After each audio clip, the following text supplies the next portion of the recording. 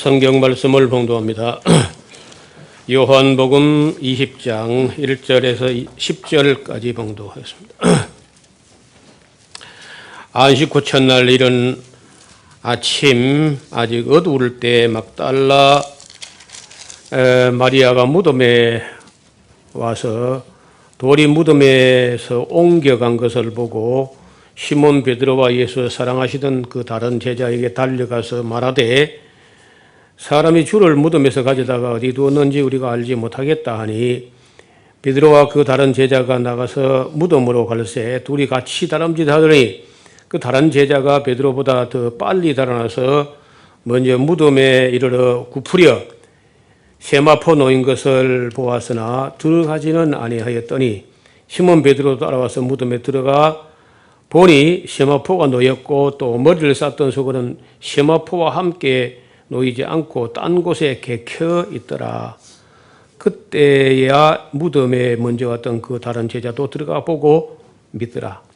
저희는 성경에 그가 죽은 자 가운데서 다시 살아나야 하리라 하신 말씀을 아직 알지 못하더라. 이에 두 제자가 자기 집으로 돌아가니라. 아멘. 사람이 세상을 살아오는 중에 여러 가지 궁금증이 생기고 또 알고 싶은 것이 많아서 학교에 가기도 하고 또 무슨 교회를 찾아오기도 하고 연구실을 찾기도 하고 그리고 고민을 합니다.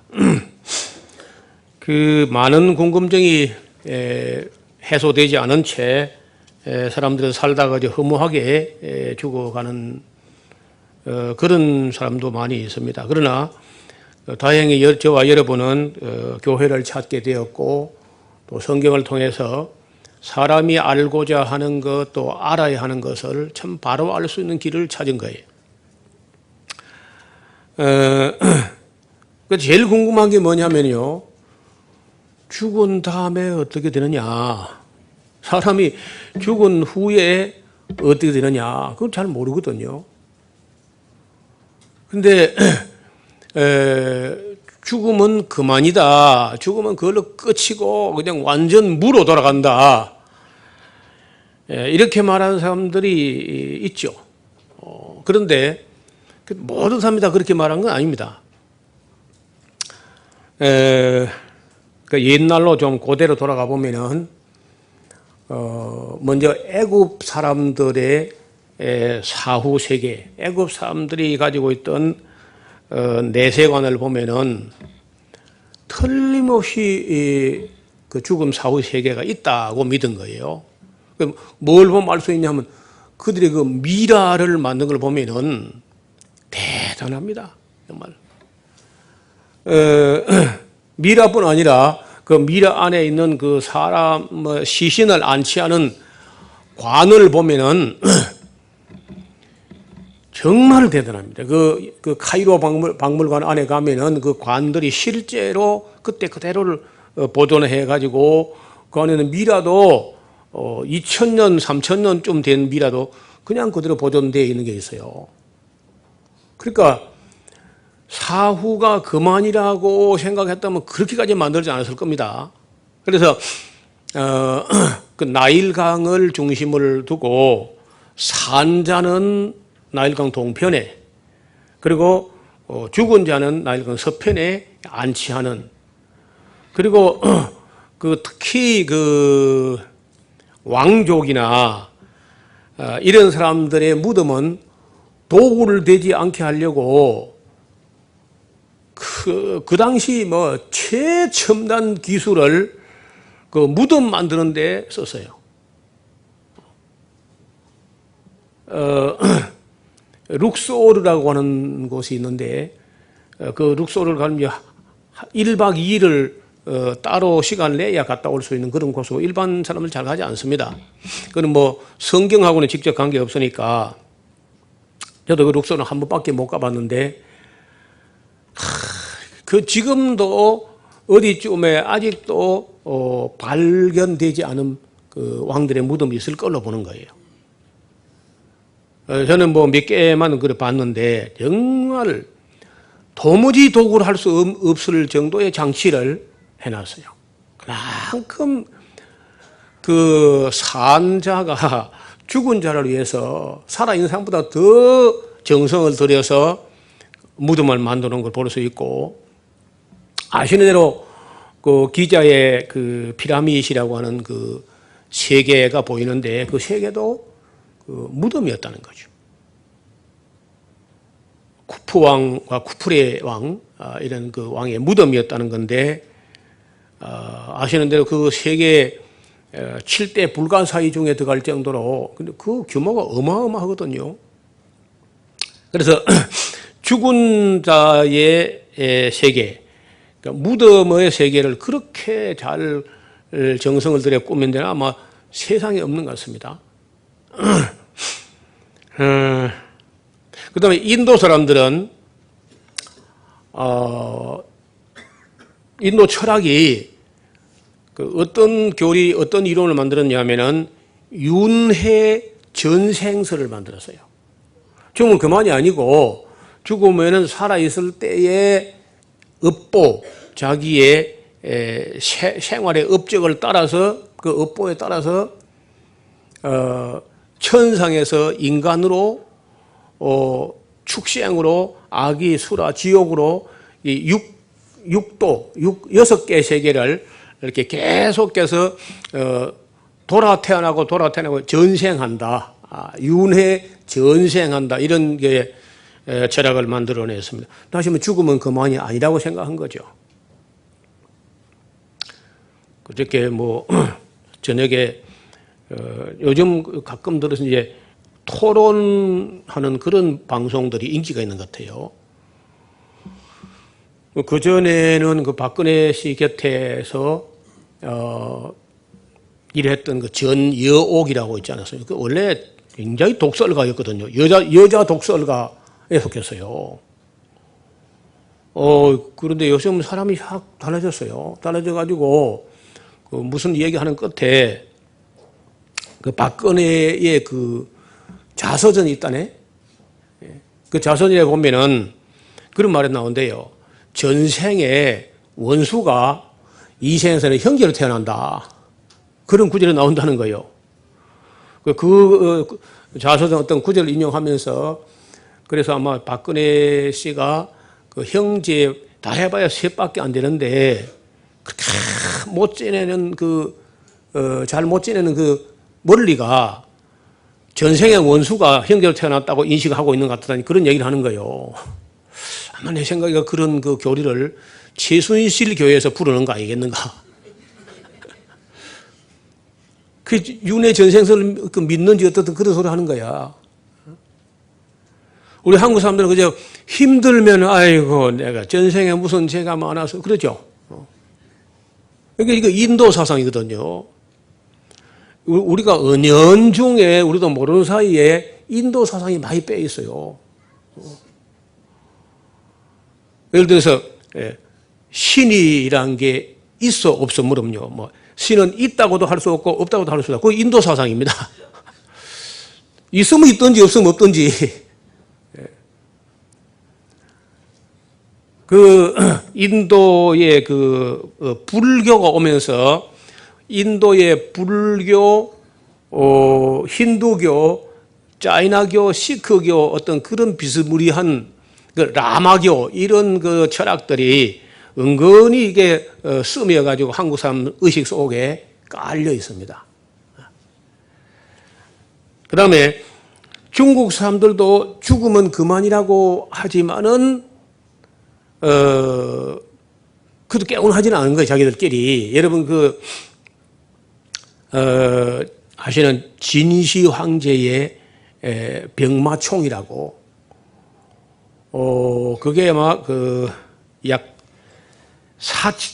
병마총 그러니까 병사하고 군마하고 병거를 묻었는데 그 군대가 이 사람처럼 만드는 그 사람 형상의 그 군사가요 묻혀 있는 게 6천 명이야. 6천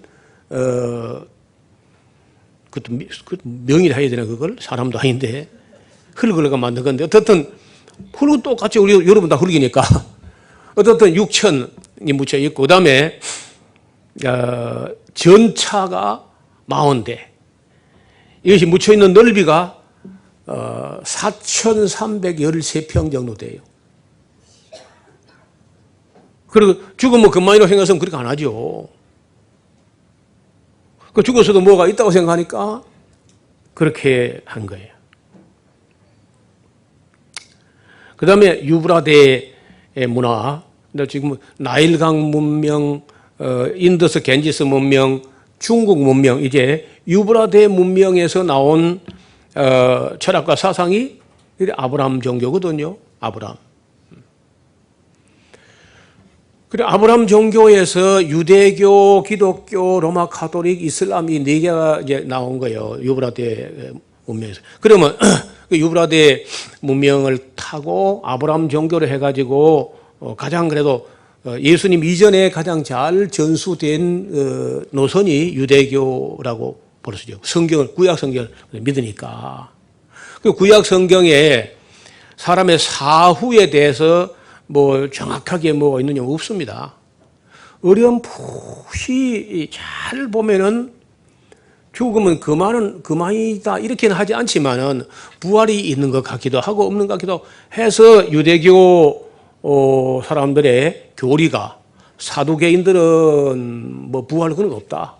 영도 없고 천사도 없고 보이는 육체 이게 다다. 이렇게 생각하고 바리새인들은 천사도 있고 영도 있고 부활도 있다 이제 있다 없다 이런 정도 논쟁하는 중에 있었지 명쾌하지는 않았다는 거예요.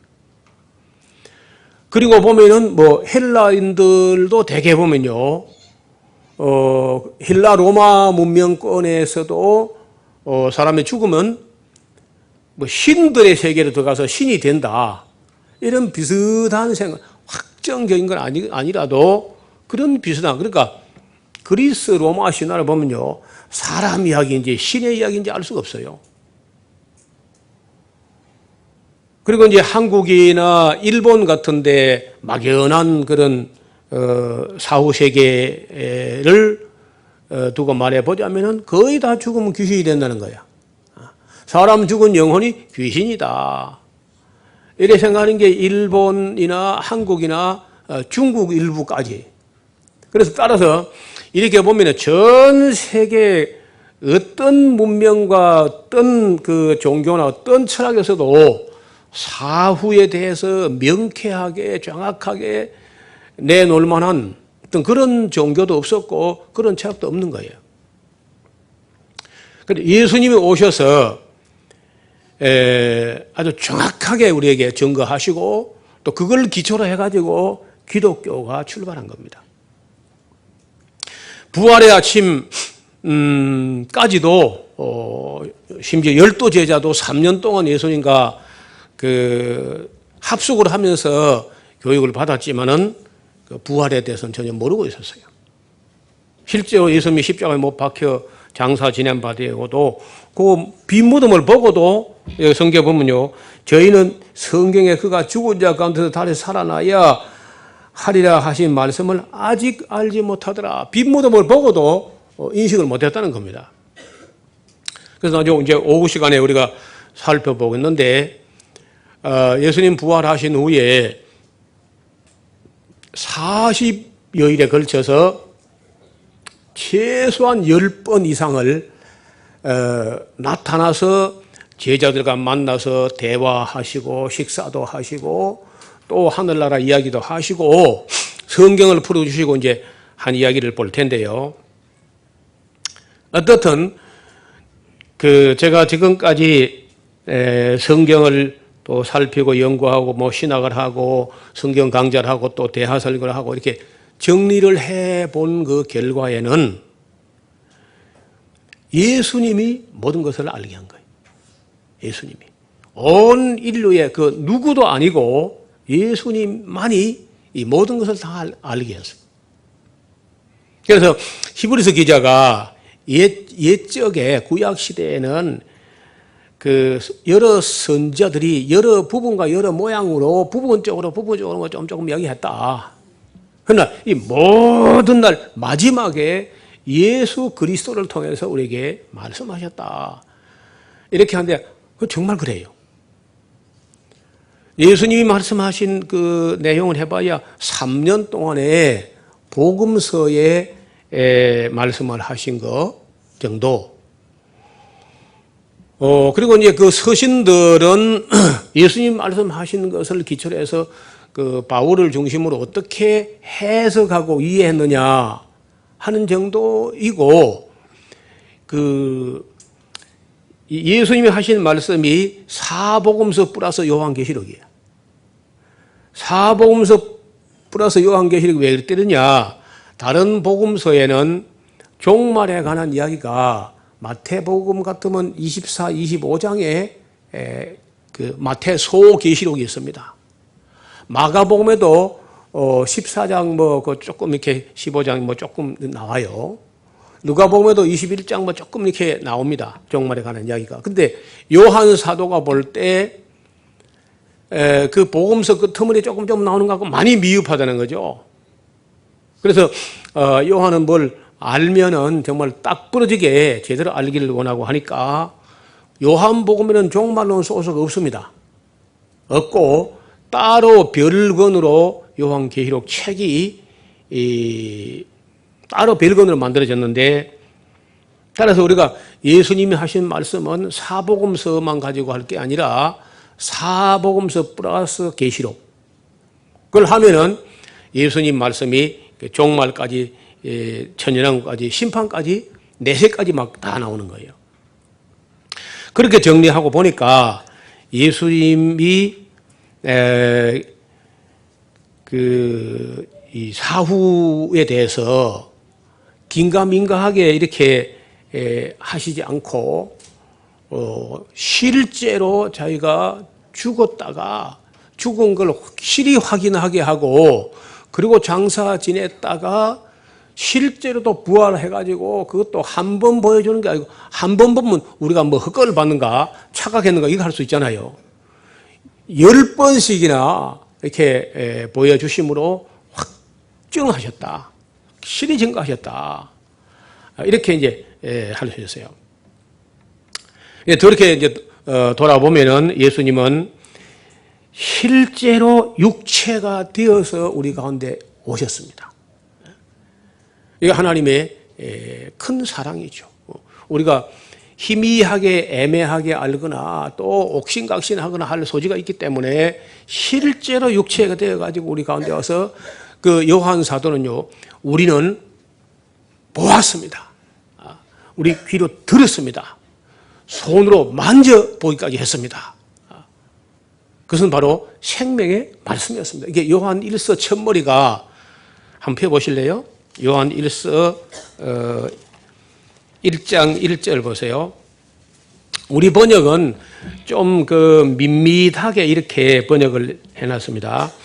태초부터 있는 생명의 말씀에 관한 우리가 들은 바요, 눈으로 본 바요, 주목하고 손으로 만진 바, 이렇게 되어 있는데 굉장히 부드럽게 번역한 것 같기는 해요. 그러나 그 원어의 헬라 원문의 어감을 보면요, 태초부터 있는 생명의 말씀에 관해서 이렇게 된 게 아니고, 우리는 들었습니다. 눈으로 직접 보았습니다. 우리 주목했습니다. 우리 손으로 만져보기까지 했습니다. 뭐냐? 태초부터 있는 생명의 말씀을, 이렇게 되어 있어요. 그러니까 굉장히 강조하고 태초부터 있는 생명의 말씀 우리가 만져봤다, 이렇게 이제 하는데, 실제로 그만큼 예수님으로 통해서 우리에게 비춰진 그 계시란 것은 애매모호하거나 무슨 몽롱하거나 이런 게 아니라는 겁니다. 아주 구체적으로 구체화돼서 나타나서 눈으로 직접 보고 귀로 직접 들었고 주목했고 예서로 흘려본 게 아니고 손으로 만져까지 다 봤다. 태초부터 생명의 말씀을, 이렇게 되어 있어요. 그러니까 이 요한 사도의 증거는요, 굉장히 강렬하고 명쾌하고 그런 증언으로 기록되어 있어요. 그 다음에 어떻게 살 것이냐 하는 것도 예수님 오셔가지고 하루 이틀이 아니고 적어도 제자들과 함께 합숙을 하면서 3년씩이나 그 삶을 보여주시면서 가르쳤습니다. 그리고 천국 비밀을 막 어려워서 심오해가지고 무슨 뭐 신학을 해야 알 만큼 그렇게 한 게 아니야. 너무 쉽게, 공주야 나는 새를 봐라. 들의 백합화를 봐라. 아주 쉽게 천국 비밀을 가르쳐 주시고, 그리고 죽음으로써 저와 여러분의 세상죄를 또 담당하시고, 부활하심으로써 사후가 어떻게 되는지를, 그리고 산 소망이 있음을, 정말 썩지 않고 더럽지 않고 실하지 않는 그런 소망이 있음을 몸소 부활해서 보여주고, 심지어 또 이제 도마를 보고 네 손을 내 손바 십자가 구멍에 네 손을 내 옆구리에 넣어보고 믿어라. 그리고 이 영이 아니다. 부활한 이 부활은 신령한 몸이지 영이 아니다. 영은 살과 뼈가 없어 이 사람들아. 너희 보는 맛이 난 다 있다고. 이거 먹을 거 좀 없나? 아무것도 없네 보니까. 물에다 마셔야지.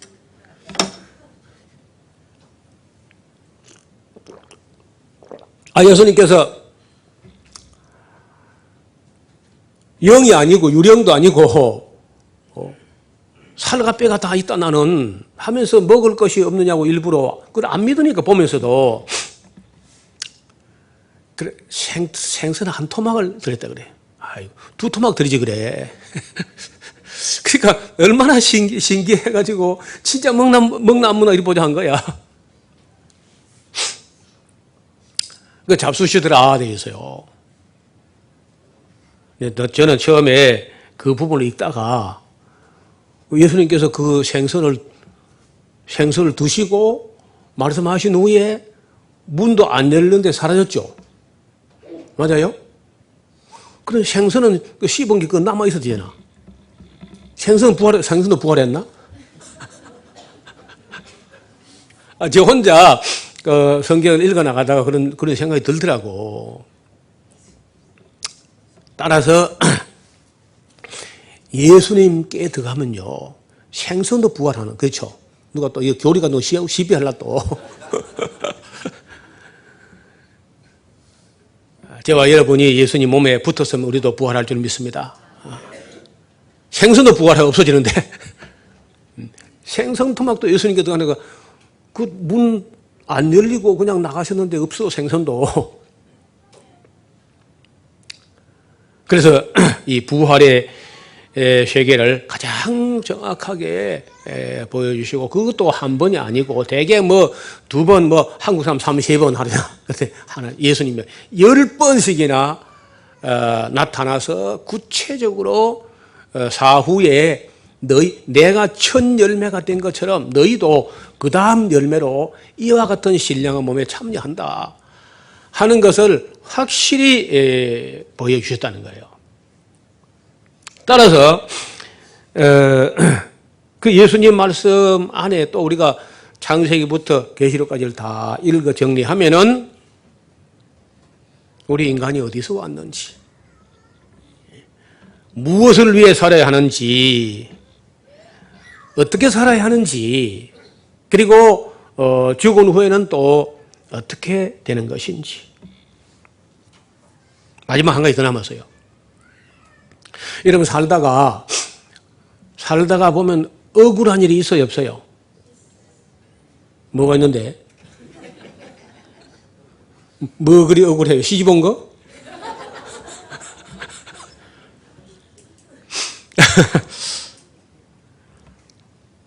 사람마다 다 억울하다 하더라고. 감옥 간 놈 치고 나는 내가 올 때로 왔다. 나는 마땅한 놈인데 그건 한편 강도 하나밖에 없었어. 한편 강도. 그 사람만 우리는 이해 마땅하거리와 하고 나머지 전부 억울하대요. 젠장 다. 천하의 못된 놈도 나라를 말아먹어놓고도 억울하다 그래요. 어떻든 억울한 게 있는 거죠. 세상에서는. 왜냐? 재판한 곳에 악이 있고 이런 말이 있잖아. 그러니까 억울한 게 있는 거예요. 그런데 그것까지도 해소됩니다. 언제? 최후 심판 때 억울하지 않게 한다는 거예요. 그러면은 다 해결되었어요. 예수님 안에서 우리 인간이 알고 싶어하고 알아야 될 모든 것은 필요하고도 충분하게 계시됐습니다.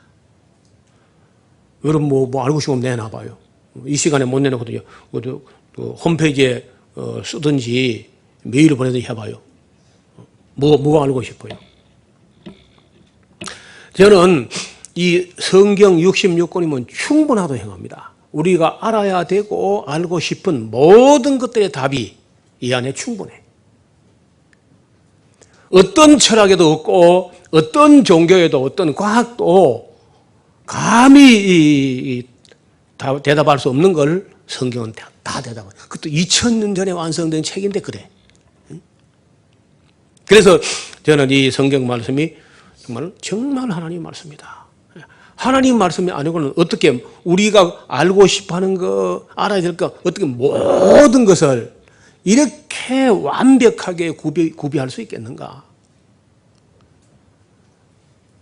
그 점에 대해서 그런 것 때문에 저는 성경을 연구하는 일에 삶을 보낸 것에 대해서 추워도 후회가 없습니다. 세상에 사람이 하는 일이 여러 가지가 있죠. 보람 있는 일, 가치 있는 일, 있을 수 있으나, 전에도 한번 제가 이야기한 것입니다. 저는 500번 죽었다가 다시 태어나도 지금 하는 일을 할 것이다 하는 생각을 해요. 더 의미 있고 더 가치 있는 일을 찾아본 적이 없어요. 찾아볼 수가 없어요. 그래서 여러분들이 자녀를 길렀거나 우리 청년들이 정말 신학을 하고 그리고 성경을 잘 배워서 성경이 말씀하시는 성경이 계시하는 모든 것을 우리 손에 확실히 갖고 있다면요 두려워할 게 없습니다. 전에는 이 목사직이라는 거 이거 참 못할 짓이다 이런 식으로 사람들이 인식이 됐는데 한 두세 주간 됐는가 한국의 그 유명한 그런 5대 일간지 중에 하나인 그 신문에 한국 사람들의 그 자기 그 직업 만족도, 자기 하는 일의 만족도를 조사했는데 목사가 2위가 나왔더라고요. 첫 번째가 판사야, 판사. 판사가 1위고, 그리고 김정미 판사가 의미 있고 보람이 했다. 그런 것 때문에 아마 그 판사직에 대해서 그렇게 아마 좋게 나온 것 같아요.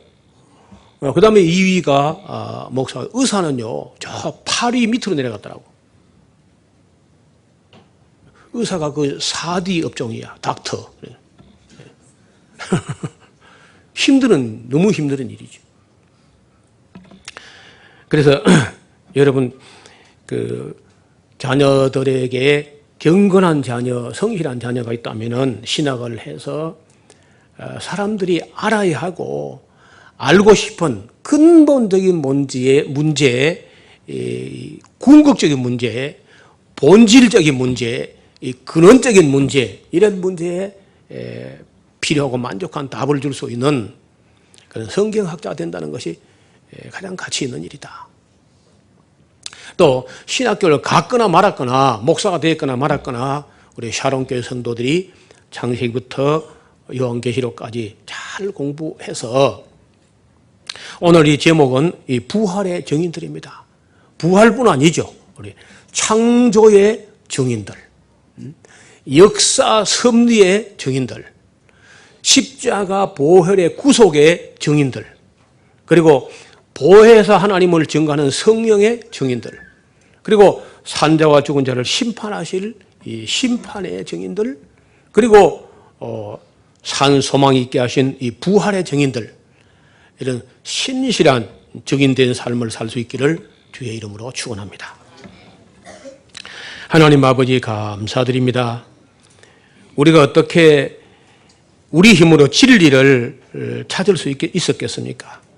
주님께서 찾아오셔서 우리에게 나타나 주시고 믿게 해주시고 전도자를 파송하시고 성경을 열어서 깨닫게 하심으로 우리가 이 소망을 갖게 되었습니다. 그러나 아직도 수많은 사람들이 자신들이 어디서 왔으며 무엇을 위해 사는 것인지 죽은 후에 어떻게 되는지 알지 못하면서도 성경을 배우려고 하지 않고 또 교회를 찾으려고 하지 않습니다. 그동안 우리가 증인된 삶을 바르게 살지 못해서 사람들로 하여금 교회로 오는 길에 우리가 걸림돌이 된 것이 아닌가 늘 부끄럽고 두려운 마음이 있습니다. 이제부터 우리가 우리 삶을 반듯하게 하여 정말 주님의 부활을 증거하는 우리 모두가 되게 하여 주옵소서. 예수님의 이름으로 기도하옵나이다. 아멘.